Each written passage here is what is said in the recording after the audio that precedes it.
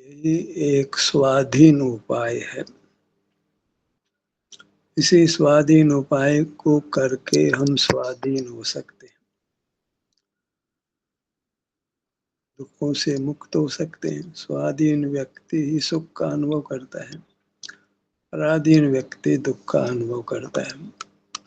स्वाधीन होने के लिए स्वाधीन उपाय करना है, और वह स्वाधीन उपाय एक ही है, अपने शरीर का एहसास करना। अपने शरीर का एहसास करने के लिए हमें किसी की सहाय की आवश्यकता नहीं होती है। अपने प्राप्त मूर्त शरीर की भी सहायता उसमें हम नहीं लेते हैं। अपने ध्यान को अपने शरीर के किसी भी भाग पर लाते हैं और जो भी परिणाम हो उसको स्वीकार करते हैं। ये एक स्वाधीन उपाय है, इससे ही हम स्वाधीन हो सकते हैं। अब तक क्या करते आए हैं? स्पर्श इंद्रिय से हटकर रसना इंद्रिय पे आ जाते हैं।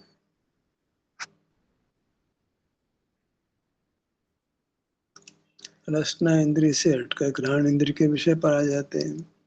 घ्राण इंद्रिय के विषय से हटकर चक्षु इंद्रिय के विषय पर आ जाते हैं। चक्षु इंद्रिय के विषय से हटकर कर्ण इंद्रिय के विषय पर आ जाते हैं। कभी छूते हैं, कभी चखते हैं, कभी सूंघते हैं, कभी देखते हैं, कभी सुनते हैं। इसके आगे क्या करते हैं? विचार करने लगते हैं। भूतकाल की घटनाओं का किसी अन्य व्यक्तियों को याद करते हैं, बोलते हैं। विभिन्न प्रकार की काय चेष्टाओं से पदार्थों को इधर उधर करके हम सुख पाने का उपाय करते हैं। कभी प्राणायाम करते हैं। ये सभी उपाय पराधीनता से होते हैं। जीव अकेला इनमें से कोई भी कार्य नहीं कर सकता है। न 5 इंद्रियों का उपयोग कर सकता है, न मनुष्य काय बल का उपयोग कर सकता है, न श्वासोच्छ्वास कर सकता है। ये सभी अशुद्ध प्राण हैं। इनको अशुद्ध संज्ञा क्यों है? इनमें पराधीनता है। अकेला जीव इनको नहीं कर सकता है। अकेला जीव क्या कर सकता है? वो अपने क्षेत्र में रहे, वहाँ जो भी आकाश हो उसको स्वीकार करे, बहिर्मुख नहीं हो। बहिर्मुख होने में पराधीनता है, बहिर्मुख नहीं होने में कोई पराधीनता नहीं है।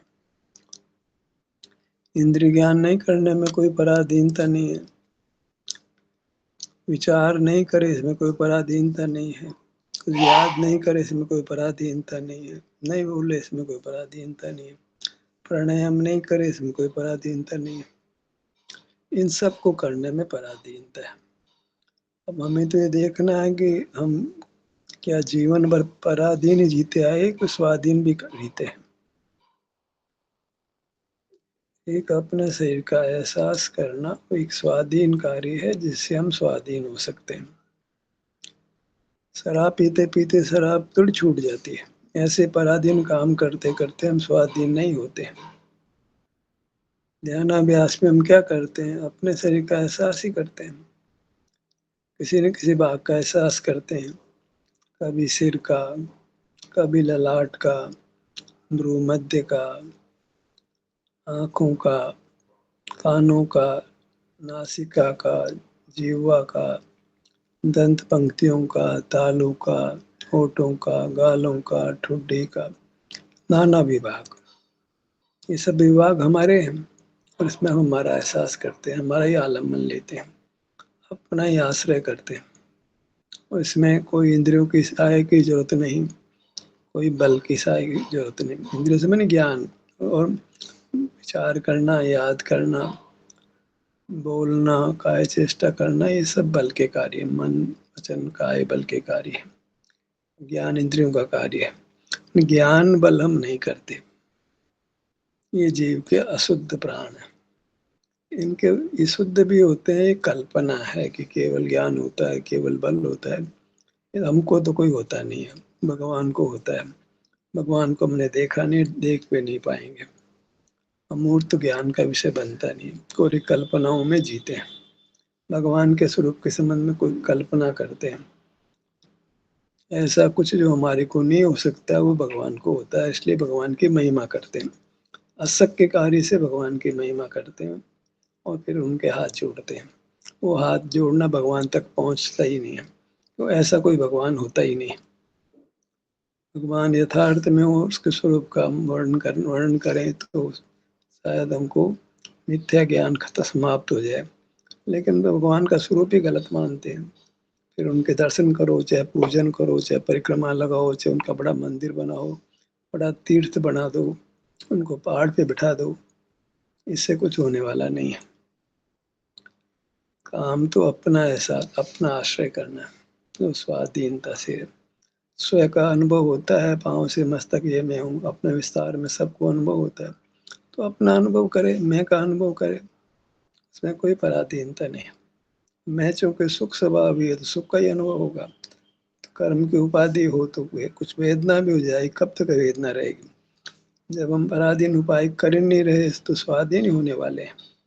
पराधीनता की थी, उसका फल कुछ दिन तक, कुछ समय तक भोग सकते हैं। अब नहीं, पराधीनता करते नहीं है तो स्वाधीन ही रहेंगे, अनंत काल तक स्वाधीन ही रहेंगे। अब इस शरीर का एहसास करना, अब इसकी कोई व्याख्या नहीं हो सकती है, और इसका एहसास करना, इसमें कोई साथ भी नहीं चाहिए होता है, कोई विकल्प भी नहीं करना पड़ता, अंगों का नाम भी नहीं लेना पड़ता है। इतना सुगम सरल, बिना किसी के सहाय के, ऐसा उत्तम मोक्ष मार्ग है। हम कठिन काम तो जो पराधीनता से वो तो करने को तैयार है, और स्वाधीनता से जो काम हो सकता है उसकी खबर ही नहीं है।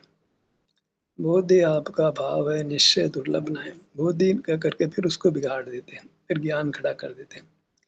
अरे सुख का अनुभव करना, अपना आश्रय करना, अपना एहसास करना, ये हमारा स्वरूप है। इसमें क्या बात है, किसकी सहाय लेना पड़ती है। ध्यान को सीने के भाग पे ले आए, पेट पे ले आए, पीठ पे ले आए, जंघों पे ले आए, उंगलियों पे ले आए, नाना विभाग है, उसमें किसकी सहाय चाहिए। कोई बोले, कोई बोलना पड़ता है किसी को, तो सुनने से होगा ही काम। जब चाहो तो अपने किसी भाग पर आ जाओ। स्वावलंबन है, आप ही हो, आप ही अपना आश्रय कर रहे हो। पर का कोई लेना देना नहीं, इंद्रियों का लेना देना नहीं, और ज्ञान का और बल का कोई लेना देना नहीं, हमारे श्वास क्रिया का भी कोई लेना देना नहीं। ऐसा शुद्ध प्राण की ऐसी स्वाधीनता है। शुद्ध प्राण एक ही है, अपने शरीर का एहसास करना। और शरीर सुख स्वभावी है तो सुख का अनुभव रूप है वो काम। परमात्मा क्या करते हैं, सुख का ही अनुभव करते हैं, अपने शरीर में रहते हैं, शरीर का एहसास करने का संस्कार बन गया है। शरीर का जो है एहसास होता रहता है, सुख का अनुभव होता रहता है, हो गए परमात्मा। हम तो भगवान को ही कहेंगे मंदिर जाओ, नमोकार मंत्र बोलो, पूजा करो। हम करते हैं, अच्छा काम आप भी करो, ऐसा ही होगा। जो हम करते हैं भगवान से भी तो वो अपेक्षा करेंगे, भाई देखो हम अच्छा काम करते हैं, आप भी अच्छा काम करो। आप भी किसी भगवान के दर्शन करो, परिक्रमा लगाओ, पूजा करो, तीर्थ जाओ, सब करो, आप भी करो। कभी प्रवचन सुनो, कभी प्रवचन करो, कभी विचार करो, कभी याद करो हमने क्या क्या दुख भोगे हैं, मोक्ष स्वरूप का चिंतन करो, कुछ तो करो भगवान। तो ये सब काम भगवान नहीं कर सकते हैं, क्योंकि वो उपकरण जिनके माध्यम से ये सब काम हो सकते हैं वो उनके पास नहीं है, और जब थे तब उनको उन्होंने काम में लिया नहीं है। हमको तो धन मिल गया तो कितना भोगते हैं, फटफट सामान मंगा लेते हैं, फटफट कहीं चले जाते हैं। पैसे का साधनों का पर साधनों का तो खूब आराम से उपयोग करते हैं। संकोच ही नहीं है कि जिस पैसे को अपना मान रहे हो, पैसा तुम्हारा है ही नहीं। भोगना तो बात की बात है, सामान खरीदना तो बात की बात है। जिस माध्यम से खरीद रहे हो पैसा, वो पैसा ही तुम्हारा नहीं है, तुम जबरदस्ती मालिक बने हो। तुम जिसके मालिक उसको तुम भोगते नहीं, उसके मालिक नहीं उसको भोगते हो। तुम्हारा तो बेईमानी, चित्त में बेईमानी है। पर को जानते हो, पर तुम्हारा नहीं है। पर को तुम भोगते हो, नाना प्रकार से खाते हो, पीते हो, पहनते हो, गाड़ी में बैठते हो, चलते हो, फिरते हो, बोलते हो, याद करते हो। सब काम पराधीनता से होते हैं। ये मूर्त शरीर ना होता तो ये सब काम करके दिखाते, नहीं कर सकते थे। अकेले होते तो होते कब अकेले, स्वाधीन परिणाम करते तो अकेले ही हो ना, अभी अकेले हो जाते हो जब स्वाधीन परिणाम करते हो। जब अपने शरीर का एहसास करते हो तो अकेले ही होते हो, कौन होता है उस समय? होगा दुनिया में, आपके तो ज्ञान का विषय नहीं बनता है, आपके लिए तो नहीं होने जैसा होता है। जिस समय ईमानदारी से हम शरीर का एहसास करते हैं, उस समय दूसरा कौन होता है? सारी दुनिया होते हुए भी नहीं होती है। संसार, सारे अनंत पदार्थ होते हुए आपके लिए नहीं होते हैं। भगवान को भी तो यही हुआ है, वो अपने अनुभव रूप है, संसार संसार में, उनको तो ज्ञान का विषय नहीं बनता है। हम तो ज्ञाता बनते हैं, पर ज्ञाता तो 5 इंद्रियों से बनते हो भैया। ज्ञान का कोई दूसरा साधन ही नहीं है। हमारे तो अवधि ज्ञान, मन पर ही ज्ञान, केवल ज्ञान, बहुत सारी कल्पनाएं हमने कर रखी हैं। किसी को अवधि ज्ञान होता है कि नहीं होता है, मन पर ज्ञान होता है कि नहीं होता है, तो शास्त्र की बातें हैं, हमको तो नहीं हो रहा। और कोई माई का लाल हमारे सामने आया भी नहीं एविडेंस देने के लिए कि साहब मेरे को अवधि ज्ञान हो रहा है, मेरे को मन पर ये ज्ञान हो रहा है।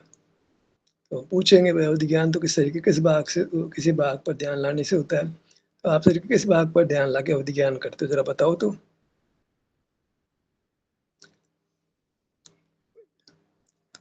आज के हमारे अनुभव के आधार पर सब बातें मनगढ़ंत हो जाती है। अवधि ज्ञान होना, मन पर ही ज्ञान होना, केवल ज्ञान होना, सब मनगढ़ंत है कि नहीं है? हमारे सामने तो नहीं है, और जो सामने नहीं उसकी बात करने से कोई फायदा नहीं है। जो परोक्ष है भी तो परोक्ष है, माने हमारे जो विद्यमान ज्ञान का विषय नहीं बनता है। और ज्ञान का तो मामला ही पराधीन है ना, स्वाधीन ज्ञान होता ही नहीं है। स्वाधीन तो स्व के आश्रय से तो सुख का अनुभव होता है। स्व का आश्रय करे पर पदार्थ जानने में आते, कौन सा न्याय है? सीधे अपने पास जाते हैं तो आप ही होते हो, दूसरा कोई होता ही नहीं। हम एक एक घर में गए, बी का घर दिखने लगा हमारे को, ये कौन सा मामला है? बी के घर पास जाएंगे तो बी का घर दिखाई पड़ेगा, प्रत्यक्ष ज्ञान तो यही स्वरूप है। बाहर में भी जो देखते हैं जानते हैं वो समयवारिक प्रत्यक्ष कहलाता है। वहाँ प्रकट प्रत्यक्ष भगवान को ऐसा माना जाता है, पर स्वाभाविक प्रत्यक्ष तो होता नहीं है ना कोई। अपने पास जाते उसका नाम प्रत्यक्ष है। सीधे आत्मा से जानो, तो बीच में इंद्रियां नहीं हो तो आत्मा के पास जाते हो। इंद्रियों को बस जाना ही तब होता है पर की ओर लक्ष्य करते, तब इंद्रिया काम करती है। पर की ओर लक्ष्य नहीं करे तो इंद्रिया काम नहीं करती है। इंद्रिया तो काम ही तब करती है जब बहिर्मुख होते हैं। हाँ, अपने में होते हैं, अपने सन्मुख होते हैं। कोई इंद्रिय का व्यापार होता है वो बताए? इंद्रिया तो काम ही तब करते जब पराधीन होते हो। पर मुख पर की ओर होता है तो इंद्रिया काम करती है।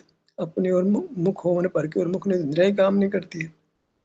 इंद्रिया तो काम ही तब करते जब परावलंबन करते हैं, ये तो काम ही नहीं कर सकती है। भगवान तो परावलंबी होते ही नहीं है, तो अनंत भगवान की इंद्रिया हो तो भी काम नहीं करती है। अवधि ज्ञान भी उसको उपयोग में लेते हो तो काम होता है, तो काम नहीं होता है। अवधि ज्ञान में भी लक्ष्य पर का ही करना पड़ता है। भले किसी भाग का आश्रय होता है, लेकिन लक्ष्य पर का हो तब ज्ञान होता है। पर का लक्ष्य होता है मन पर यह ज्ञान होता है। स्व के लक्ष्य में तो कुछ होता ही नहीं है, और स्व का लक्ष्य स्वाधीनता से होता है। ये बाहरी बदला बदली करने से काम नहीं चलेगा। आप भोजन नहीं करेंगे, आज खाना नहीं खाएंगे, आज फल खा लेंगे, नहीं जूस जूस पी लेंगे, काले कपड़े नहीं तो रंगीन कपड़े नहीं, सफेद कपड़े पहन लेंगे, इस मंदिर में जाकर उस मंदिर चले जाएंगे। इससे क्या होना जाना? कभी कान से सुनते हैं, कभी आंख से देखते हैं, कभी नाक से सुनते हैं। एक समय में एक ही व्यापार होता है, पांचों इंद्रियों ज्ञान एक साथ नहीं होता। इंद्रिय ज्ञान होता तो विचार नहीं होता है, विचार होता तो स्मृति नहीं होती, स्मृति होती है तो हम बोलते नहीं है, बोलते हैं तो काय चेष्टा नहीं कर सकते। इतना तो परतंत्रता है। सारे अशुद्ध प्राणों में परतंत्रता है, और एक समय में दो प्राणों का उपयोग नहीं कर सकते हो। इन सब की जरूरत ही नहीं है, परावलंबन की जरूरत ही नहीं है सुखी होने के लिए। परावलंबन में स्वप्न में भी सुख नहीं है। अच्छी नींद भी तब आती है जब परावलंबन कम होता है। अब आप ध्यान का अभ्यास करते हो तो नींद अच्छी आती है, नींद भी अच्छी नहीं आती। दिन भी खराब, रात भी खराब। आप चाहते हो कि दिन भी अच्छा बीते, रात भी अच्छी बीते, तो स्वाधीन काम करो। स्वाधीनता में बहुत सुख है, पराधीनता में बहुत दुख है। हर व्यक्ति स्वाधीनता चाहता है। विवाह कर ले तो भी स्वाधीनता तो चाहता है वो। ये मतलब नहीं स्वाधीन हो गए तो एक दूसरे के अधीन हो गए। खुशी खुशी से कोई काम करता है अलग बात है, परतंत्रता हो तो स्वाधीनता ही नहीं रहती, तो वो विवाह ही नहीं हुआ। विवाह में थोड़ा बहुत एक दूसरे का आश्रय होता है, लेकिन कोई किसी को ऑर्डर करे तो वो मार्ग नहीं बनता है, पति पत्नी का धर्म नहीं बनता है। किसी की स्वाधीनता को भग्न करो तो गृहस्थी खराब है। लोक में भी स्वाधीनता का मूल्य है, यहाँ तो संपूर्ण स्वाधीनता है।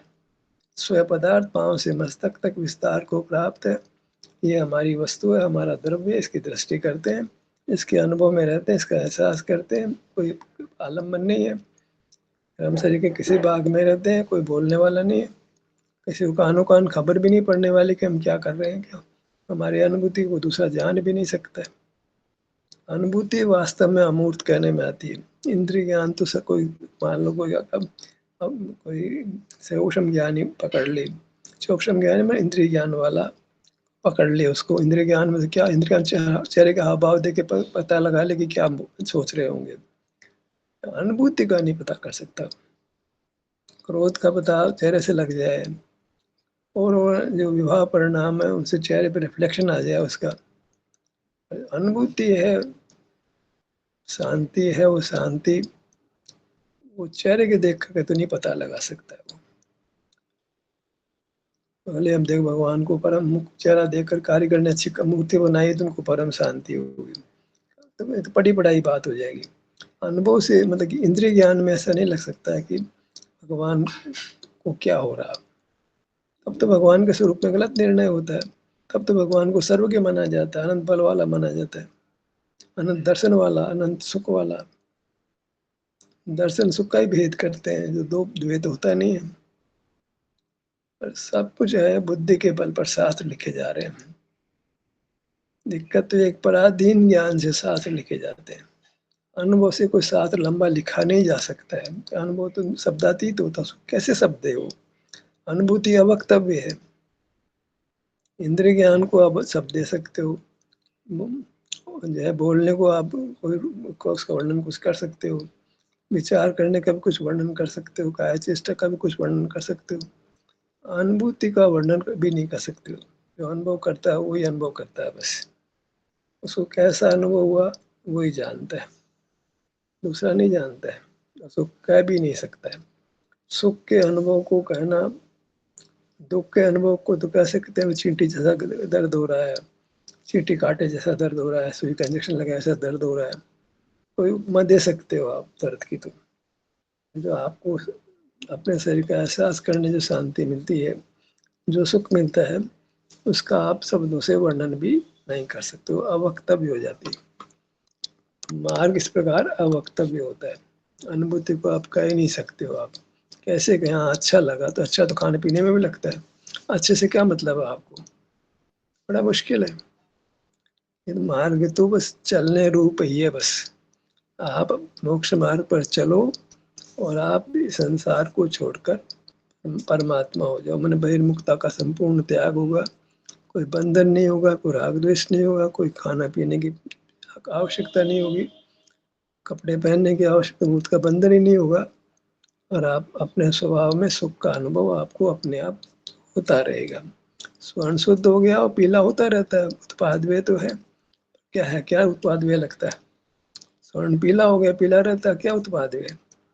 ऐसे हमको सुख होता है, क्या उत्पाद है मोक्ष में। तो कहते हैं अचल गति हो गई, कुछ उत्पाद वे नहीं है, कोई उत्पाद वे को दिखता ही नहीं है। ऐसे ही हमारा स्वरूप है, जहाँ जीव हर लक्ष्य उड़ते एकदम निष्कंप हो जाता है। टांग को उत्कीर्ण, जैसे किसी वस्तु पर टांग कैसे उकेर दिया जाए, स्टील के बर्तन में नाम उकेर देते हैं, इस बर्तन ही फूट जाता है, नाम तो बना ही रहता है, बर्तन ही टूट जाता है। ऐसे ही जीव का स्वरूप है, जो सुख स्वभाव वाला है, वो अनंत काल तक सुख रूप से रहता है। बस इतना सा है कि एक बार वो पराश्रय को छोड़ दे बस। स्वाधीन उपाय करे, पराधीन उपाय नहीं करे। दुख तो है, उपाय पराधीनता करता है, अशुद्ध उपाय करता है, इंद्रिय ज्ञान को बदलता है, विचार को बदलता है, बाह्य पदार्थ एक को विषय करता है, दूसरे को विषय करता है।